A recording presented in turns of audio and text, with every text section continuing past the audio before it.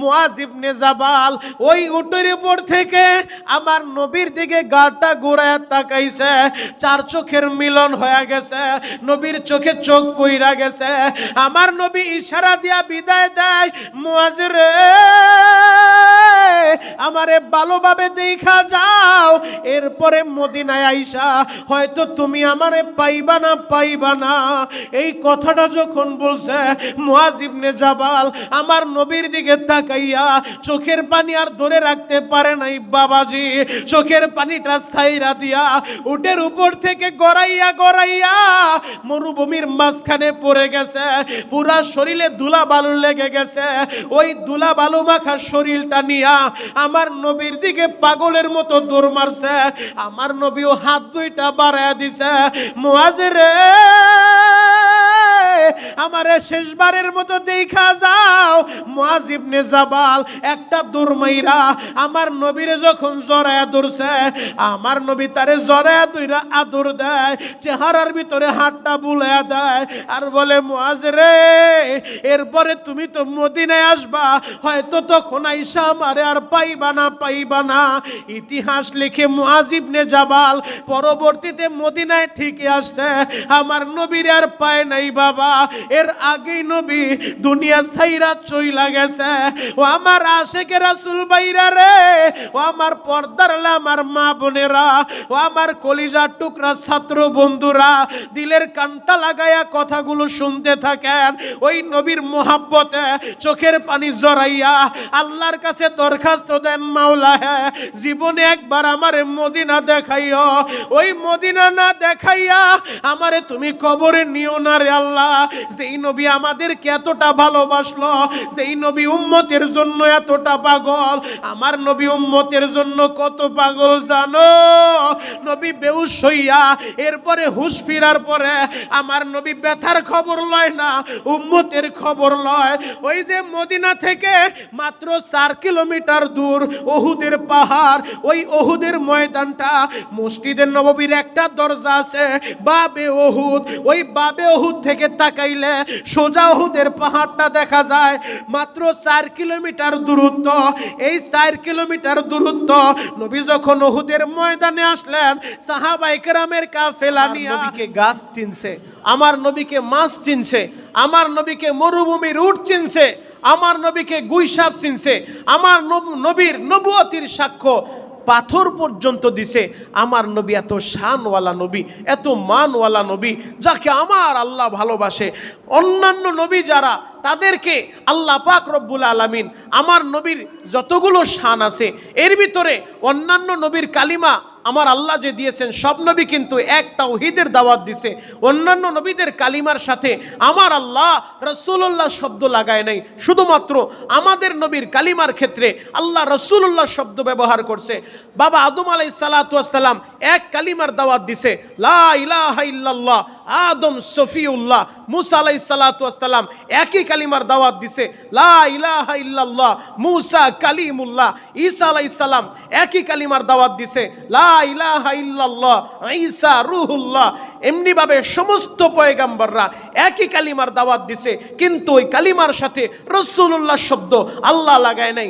একমাত্র আমাদের নবীর কালিমার ক্ষেত্রে আমার আল্লাহ যেখানেই তার নাম সেখানেই তার হাবিবের নাম, যেখানেই আল্লাহ সেখানেই মুহাম্মদ।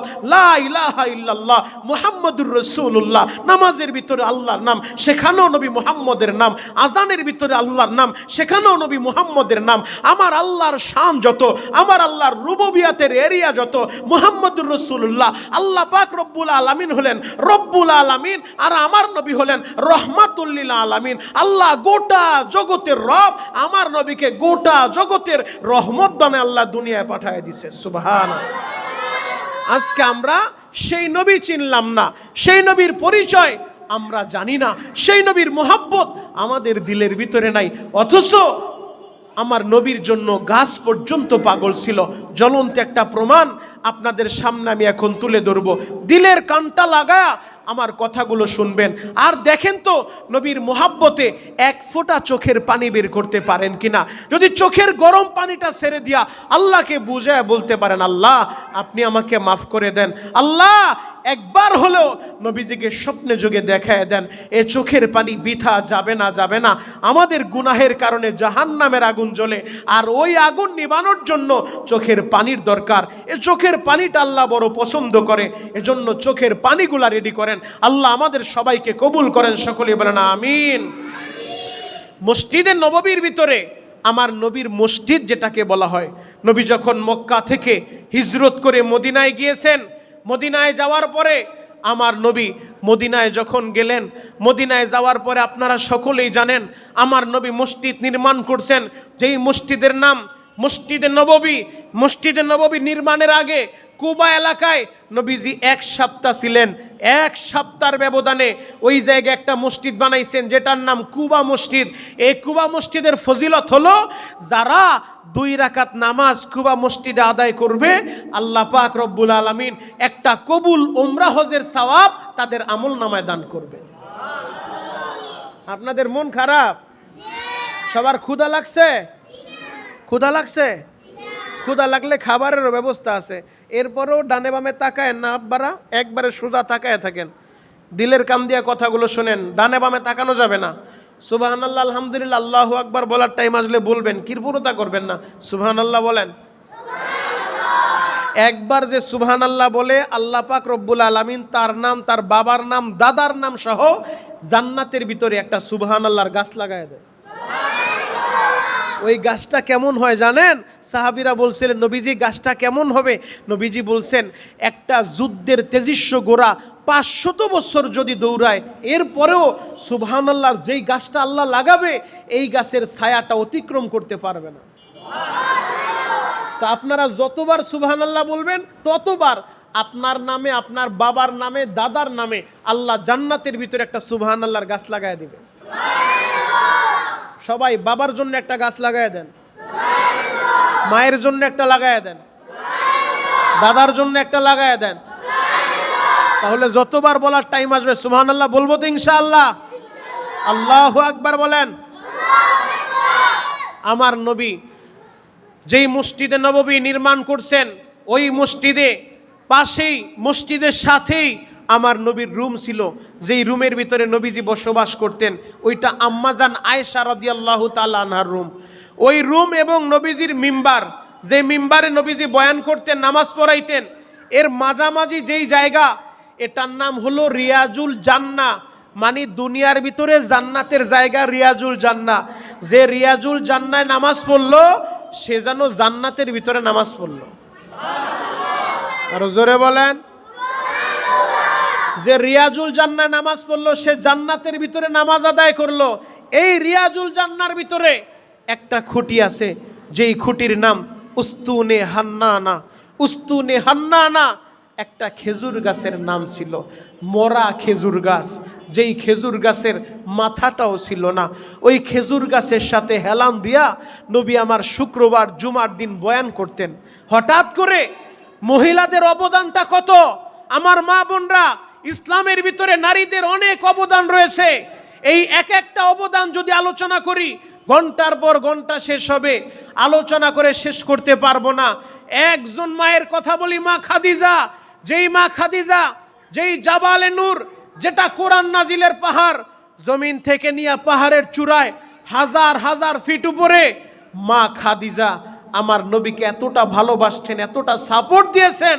নবী যখন ওই গারে হেরার ভিতরে ধ্যানমগ্ন অবস্থায় ছিলেন, মা খাদিজা প্রতিদিন 2 বেলা ওই 1000 1000 ফিট পাহাড় উপরে, বর্তমান যদি এখন তো রাস্তা বানায় দিছে ওঠার জন্য, এখনো উঠতে গেলে 1.5 ঘন্টা সময় লাগে। আমাদের মতো ছেলেদের উঠতে 1.5 ঘন্টা সময়ের প্রয়োজন। আর একজন মহিলা হইয়া তিনি প্রতিদিন 2 বেলা ওই পাহাড়ের চূড়ায় উঠতেন। আমার নবীকে এতটা সাপোর্ট তিনি দিছেন। মা খাদিজার কত অবদান। মা খাদিজা ছিলেন শিল্পপতি বাবার একমাত্র আদরের কন্যা। তার সমস্ত সম্পত্তিগুলা আমার নবীর সাথে বিবাহ হওয়ার পরে ইসলামের জন্য সব সম্পত্তিগুলা মা খাদিজা দান করে দিয়েছেন। সুবহানাল্লাহ। মহিলাদের অনেক অবদান রয়েছে। যেই কথাটা বলতেছিলাম, একজন মহিলা আমার নবীকে বলতেছেন, নবীজি আপনি যদি অনুমতি দেন, আমার বাড়িতে একটা কাঠমিস্ত্রি আছে, ওই কাঠমিস্ত্রি দিয়া আমি সুন্দর করে আপনার জন্য একটা মিম্বার বানায় মসজিদে দিব, যেই মিম্বারের ভিতরে বসে বসে আপনি বয়ান করবেন। বর্তমান খতিব সাহেবরা আমরা জুমার দিন যে 3 সিঁড়িওয়ালা, তোমরা দেখো 3টা ধাপওয়ালা 3টা সিঁড়িওয়ালা মিম্বারে দাঁড়ায় আমরা বয়ান করি। এই মিম্বার সর্বপ্রথম একজন মহিলা দিয়েছিলেন। এর আগে মিম্বারের প্রচলন ছিল না। নবীজি মরা খেজুর গাছের সাথে হেলান দিয়া দাঁড়ায় দাঁড়ায় বয়ান করত। মহিলা তার নিজের খরচে নিজের বাড়ির কাঠমিস্ত্রি দিয়া সুন্দর করে কাঠের মিম্বার বানায়া মসজিদে নিয়ে আসছেন। মসজিদে নববীতে আইনা নবীর হাদিয়া দিছেন। জুমার দিন নবীজি নতুন মিম্বারের ভিতরে বসে আজকে বয়ান করবে। মিম্বারের ভিতরে বসছে, হঠাৎ করে পিছন দিক থেকে বাচ্চাদের মতো গুনগুন গুনগুন করে কান্নার আওয়াজ শোনা যায়। সমস্ত সাহাবীদের নজর ওই দিকে চলে গেছে। বাচ্চারা কে কান্না করে, ফোপায়া ফোপায়া কান্না করতেছে। সবাই তাকায় দেখে মরা খেজুর গাছের ভিতর থেকে বাচ্চাদের কান্নার আওয়াজ শোনা যায়। সুবহানাল্লাহ। আবু বকর দৌড়ায় সামনে গেছে, যায় দেখে খেজুর গাছের ভিতর থেকে বাচ্চারা যেমনি ভাবে কান্না করলে এসকি ছুটে যায়, এরকম এসকি দিয়া দিয়া বাচ্চাদের মতো কান্নার আওয়াজ। নবীজি বললেন, আবু বকর পিছনে আসো, কাজ হবে না। নবী নিজের সামনে গেছে। নবীজি যায় বলে, ও খেজুর গাছ কি হয়েছে তোমার, কান্নার কারণ কি? খেজুর গাছ কাঁদে আর বলে, ইয়া রাসূলুল্লাহ, ইয়া হাবিবাল্লাহ, একটা মাত্র ব্যথা আমার দিলের ভিতরে। এতদিন আপনি নবী আমার সাথে হেলান দিয়া দাঁড়ায় দাঁড়ায় খুতবা দিতেন। আমি খেজুর গাছ, মরা খেজুর গাছ, আপনি নবীর সোহবত পাইছি, কিন্তু আজ থেকে আপনি নতুন মিম্বারে বসে পড়ছেন, আপনার সোহবত আর পাবো না। আপনার বিরহ বেদনা আমি মেনে নিতে পারতেছি না, আপনার বিরহ বেদনায় আমি কান্না করি। নবীজি বললেন, ও খেজুর গাছ, আমি তোমার জন্য দোয়া করে দেই, আল্লাহ তোমারে জীবিত করে দিবে। কিয়ামত পর্যন্ত সারা বছর তোমার গায়ে ফল ধরবে, খেজুর হবে, এই খেজুর দিয়া মানুষ উপকৃত হবে। খেজুর গাছ কাঁদে আর বলে, নবীজি আমার জীবিত হওয়ার জন্য, সারা বছর ফল হওয়ার জন্য দোয়া করার দরকার নাই, তাহলে তুমি কি চাও?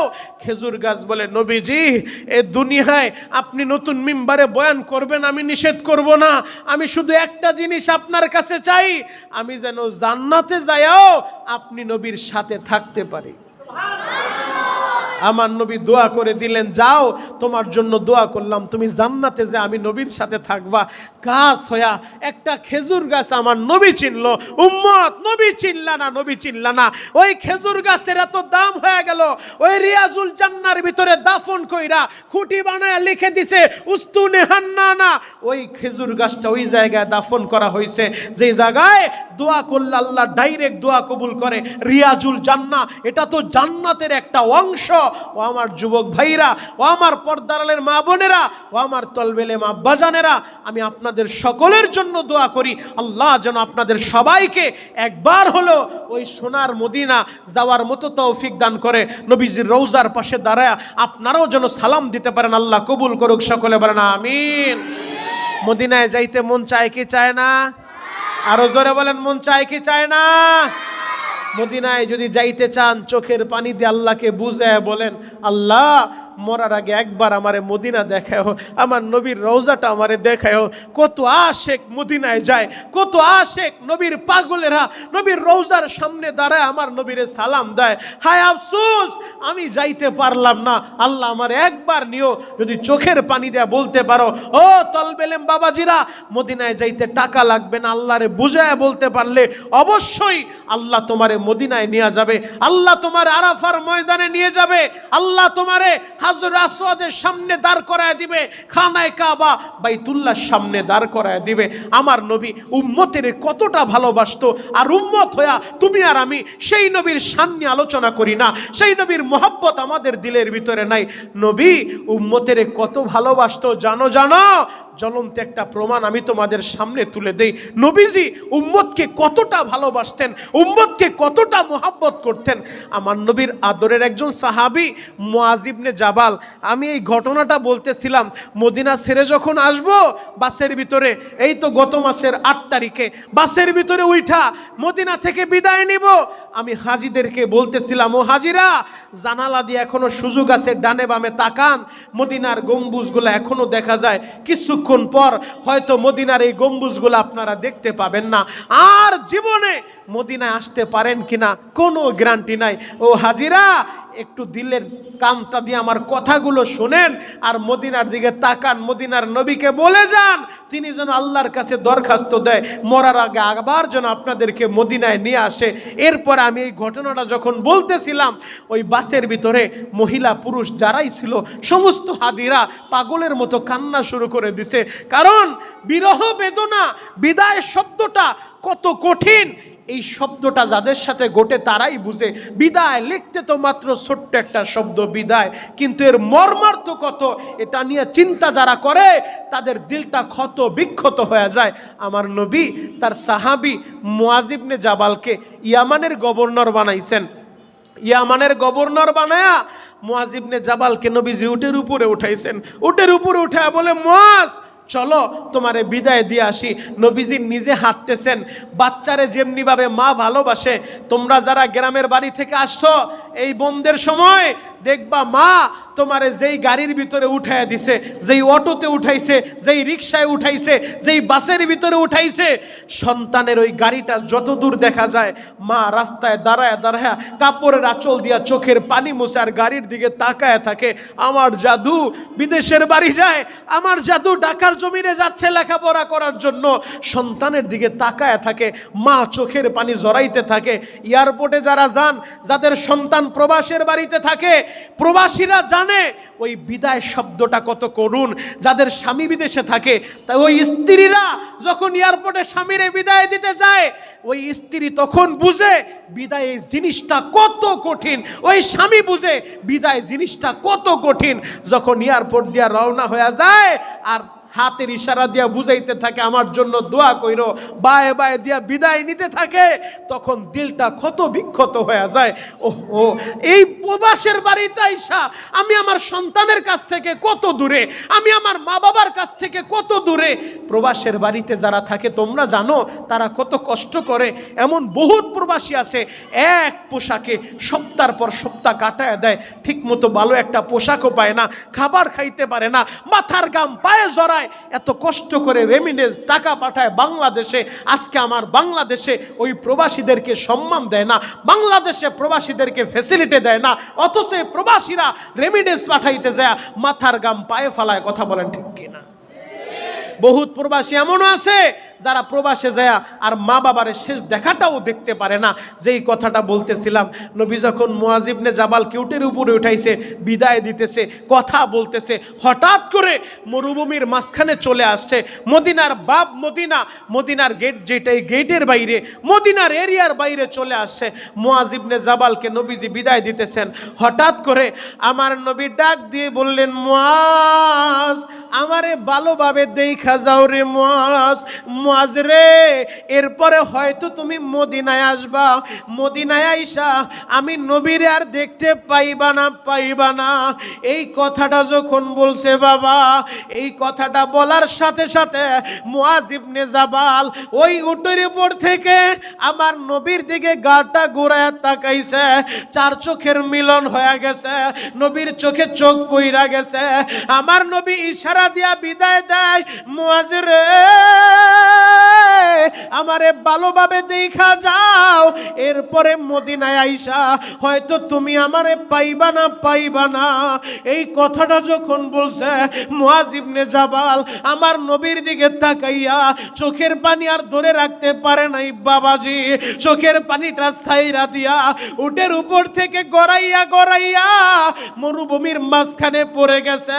পুরা শরীরে ধুলা বালু লেগে গেছে।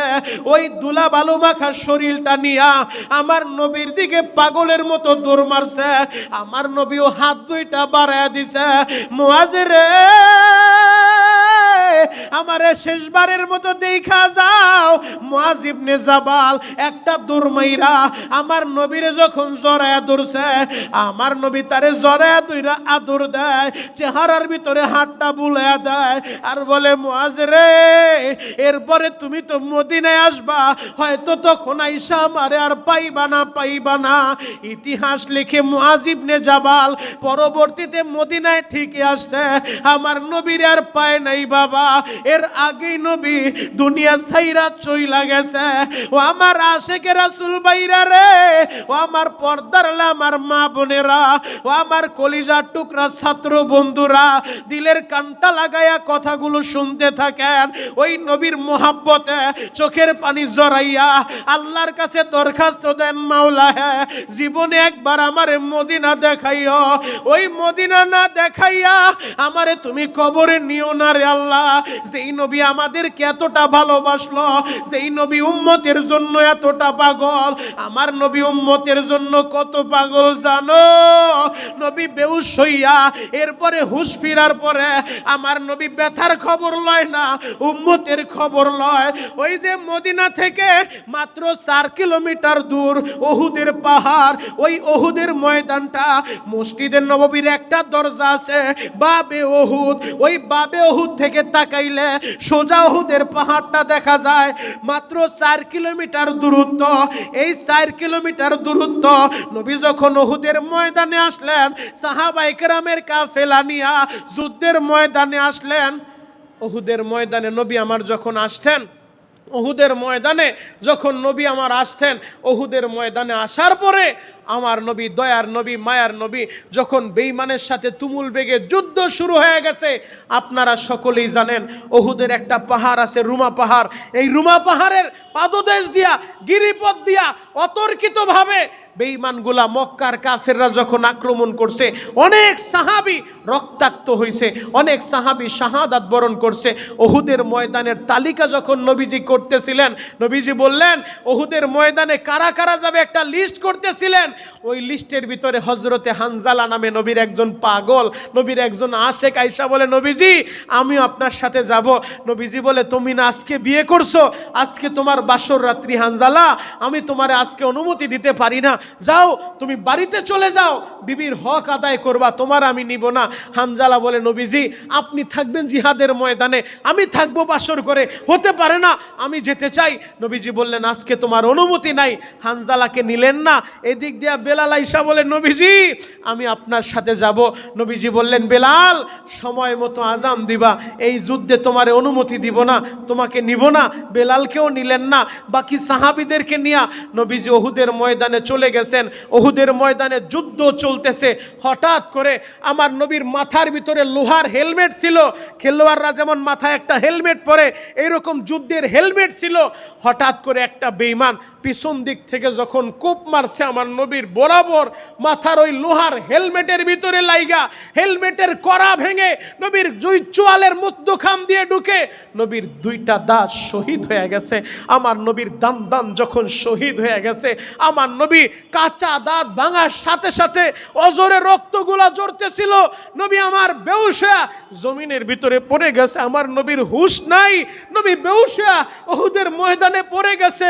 আর এই দৃশ্য দেখা বেঈমানগুলা বলতেছে, কুতিলা মুহাম্মদ, মুসলমানের নেতা মুহাম্মদ শহীদ হয়ে গেছে, মুহাম্মদ দুনিয়ায় নাই। এই কথা যখন বলছে, এই কথা শোনার সাথে সাথে পুরা ময়দান ছত্রভঙ্গ হয়ে গেছে, স্তব্ধ হয়ে গেছে। নবী যদি না থাকে আমরা কার জন্য বেঁচে থাকব, কার জন্য তরবারি ধরব, কার জন্য যুদ্ধ করব? পুরা ময়দান যখন স্তব্ধ হয়ে গেছে, এই খবর শুধু উহুদের ময়দানে ছিল না, 4 কিলোমিটার দূর ওই মদিনার অলিগলিতেও ছড়ায়া পড়ছে।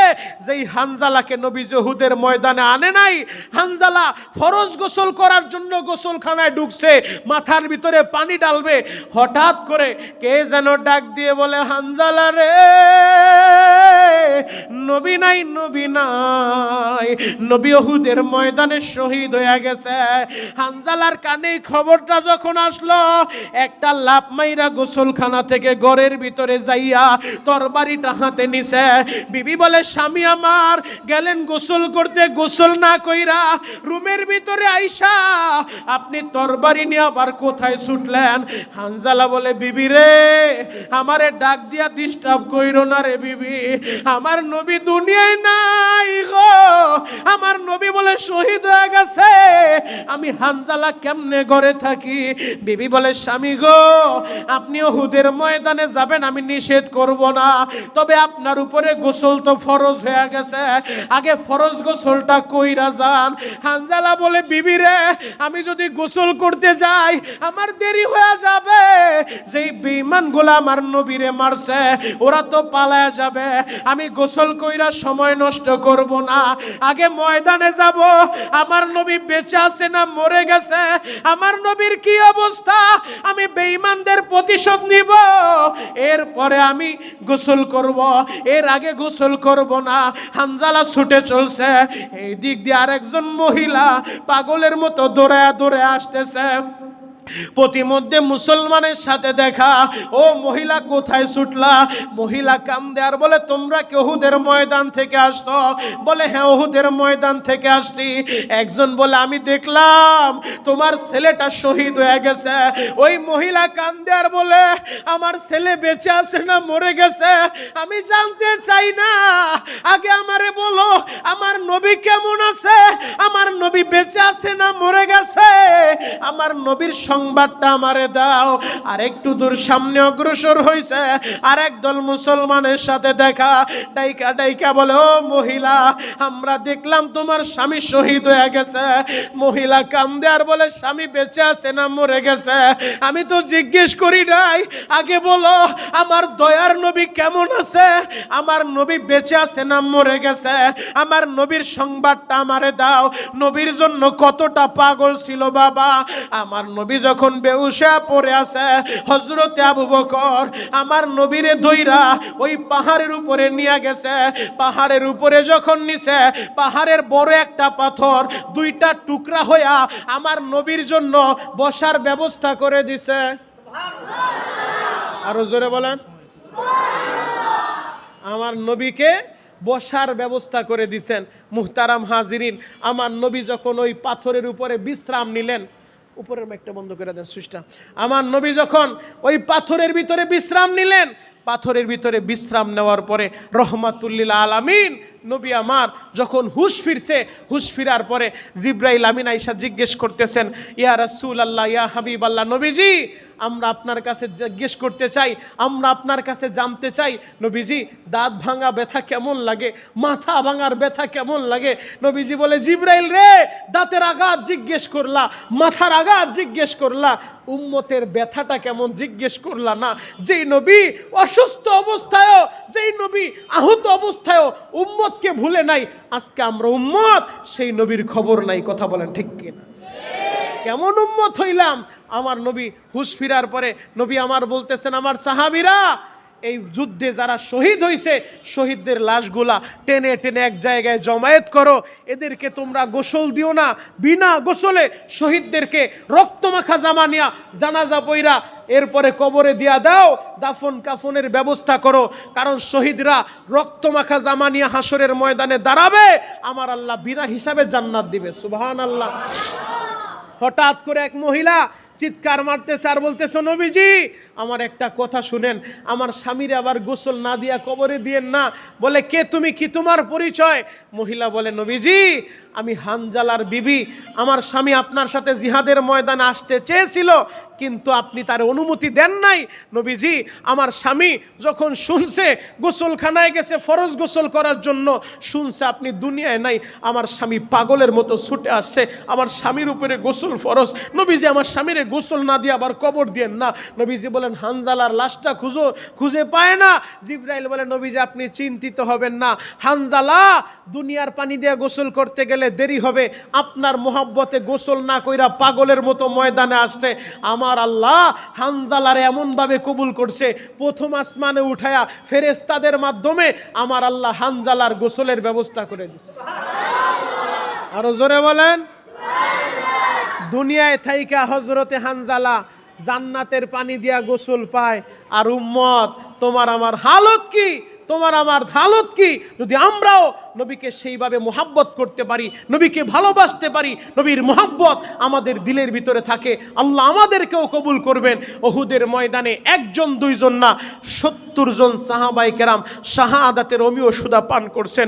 এর ভিতরে নবীজির আপন চাচা হযরতে হামজা রাদিয়াল্লাহু তাআলা আনহু তাকে এমনভাবে নির্মমভাবে শহীদ করছে, আমার নবী হযরতে হামজার লাশ দেখা সবচেয়ে বেশি কষ্ট পাইছেন, সবচেয়ে বেশি ব্যথিত হইছেন। নবী আমার চোখের পানি আর ধরে রাখতে পারে নাই। হযরতে হামজাকে বেঈমানগুলা এমনভাবে শহীদ করছে, হাতের আঙ্গুলগুলা কাটছে, হাতটা কাটছে, পাগুলা কাটছে, পায়ের আঙ্গুলগুলা কাটছে, বুকটা চিরে কলিজাটা বের করছে, এরপরে কলিজাটা চিবাইছে, লজ্জাস্থান পুরুষাঙ্গ পর্যন্ত কেটে ফেলছে, চোখ দুইটা উঠায় ফেলছে।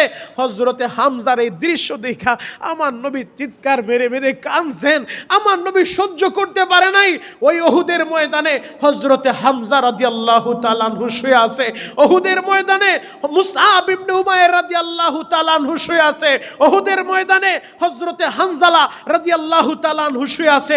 70 জন সাহাবায়ে কেরাম একই জায়গায় শুয়ে আছে।